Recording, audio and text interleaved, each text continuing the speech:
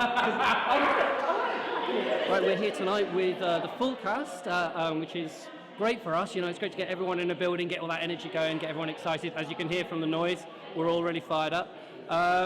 This week we've done a couple of workshops. We've had voice, we've had movement, and now we're on to character. So we're really going to break down into our objectives, our motivations, and really sort of drill into what our characters actually want.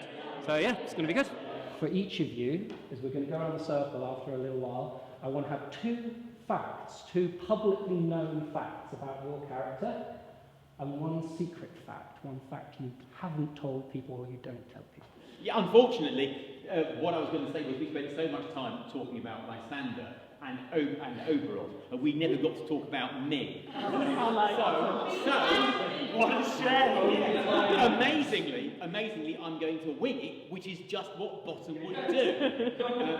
Yes, Bottom is a weaver, and obviously he thinks he's the leading man, the leading lady, and the lion all rolled into one. He can do no wrong, and he can't understand why everyone doesn't think he's wonderful. I mean, he genuinely can't. He doesn't like, you know, I don't see what's the problem. But unfortunately, he actually has quite an insecurity complex, which he sort of over-exaggerates to convince himself that he's good when he actually isn't. This is my good friend Titania, and she's queen of, what did you say again? Faroe Islands? Something like that. It's funny, did you know Titania is actually the name of the mythical queen of the fairies? You probably already knew that. Anyway, she said she controlled the weather, and I said, prove it, make it sunny then, and the sun literally did come out, so she's legit in that respect.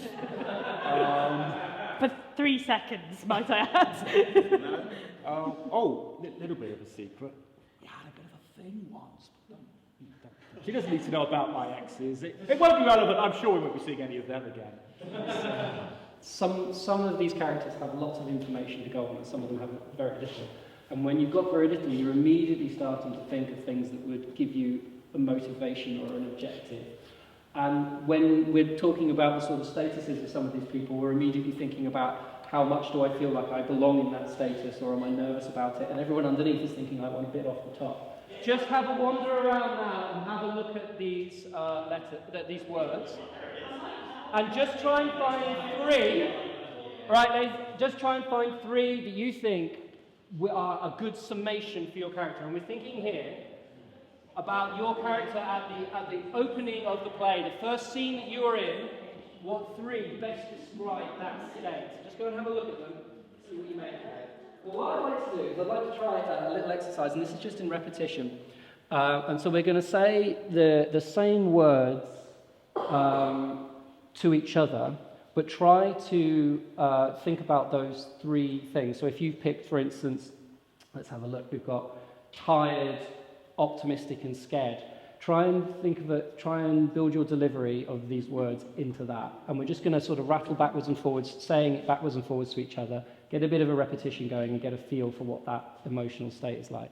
So the words I'd like to start with, because I'm obnoxious, is I love you. So just think about those three that you've picked and start delivering those, and just sort of to each other, backwards and forwards, backwards and forwards. I love you. I love you. Yeah, I suppose. I love you. I'd like now to take us all to the midpoint of the play. So we're lost in the woods. Yes. I'm not seeing it. No, I'm not. This is going to be a really... So we were talking about what do we know, what are the facts. Then we're talking about what don't we know, what's hidden and secret.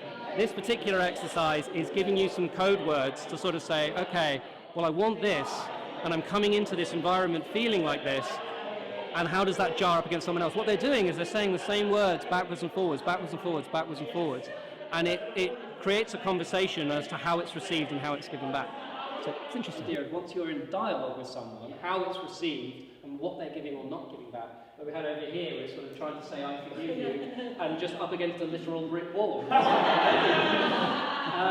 That that changes that, and it's sort of you can have this objective that you're going in with, or you can have this sort of feeling that I am within myself. This is my truth, and it completely changes when you hit somebody else who feels different and is coming into it with a different objective and a different mindset. What we've done just now is find a reason, an emotional reason for what we're saying. So this is the emotions I'm bringing into this conversation, this is the emotions you're bringing into this conversation. A completely opposite way of looking at that is a completely naturalistic way of finding the meaning just between the dialogue between two actors, two humans, and let them naturally find it themselves, rather than building these layers of who am I and what am I aiming to get. So before you even start thinking of any of that, you're just dealing with two people talking to each other, and how does that change? You are chaotic. You are chaotic. You are chaotic. You are chaotic. You are chaotic. You are chaotic. You are chaotic. That had nothing but two people talking, and there was a whole story there. There was a whole range of changing emotions, and I find that quite. They both did brilliantly. I find that quite an intimidating prospect. I like the idea of starting with small building bricks and building me up to the way that I feel. But for some of you, it might feel more natural to be like, right, I know what's natural in the way I would react in situations. I know how I would be. And so I'm going to go into this conversation and I'm going to see how my words are received, and by that judge how I act. If you really agree with the statement I've made, I'd like you to come over here. And if you really don't agree with the statement I've made, I'd like you to go all the way over there. It's a spectrum, you can go anywhere in between. I just think it would be interesting to think about where all of our characters rest on a sort of scale. I believe in tradition. Strongly agree on this one, strongly disagree on that.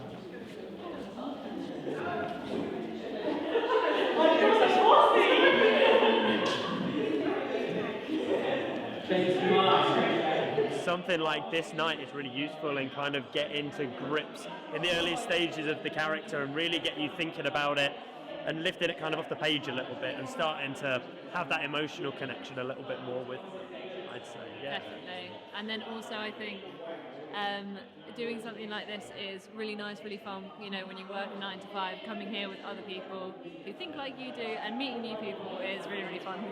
I think something that's really fantastic about this is the amount of people that are involved in this production to have that kind of really rich ensemble and so many ideas flying around as well, just to engage with that and experience that is so much fun and really, really engaging. It's a really interesting way to explore a piece of text when you're just sort of starting to get into it.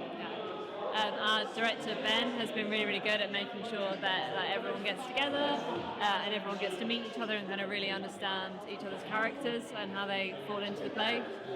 So it's been a really, really great experience, and it's nice to be around so many other actors and have so much fun together. Most rich people, I like tradition when it suits me.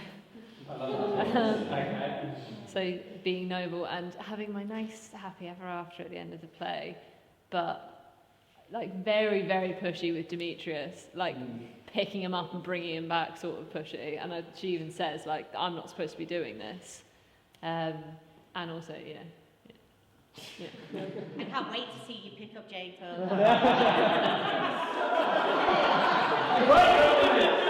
All the way here are the most chaotic anti-traditionalists. I mean, there's not even a hint. I mean, not even a bit of joy. I think a little bit like what Sophie said. I think Puck enjoys tradition when it suits him. So when he can use Oberon's power to further his own ends, tradition's all well and good. But when tradition's going to stop him marrying the fairy queen off to a donkey-headed man, it can fuck off. You're stood here feeling quite powerful, and then you turn around and everyone else is over there. That is going to change the way you act and the way you feel in that scene. So again, it's just an interesting thing to play with.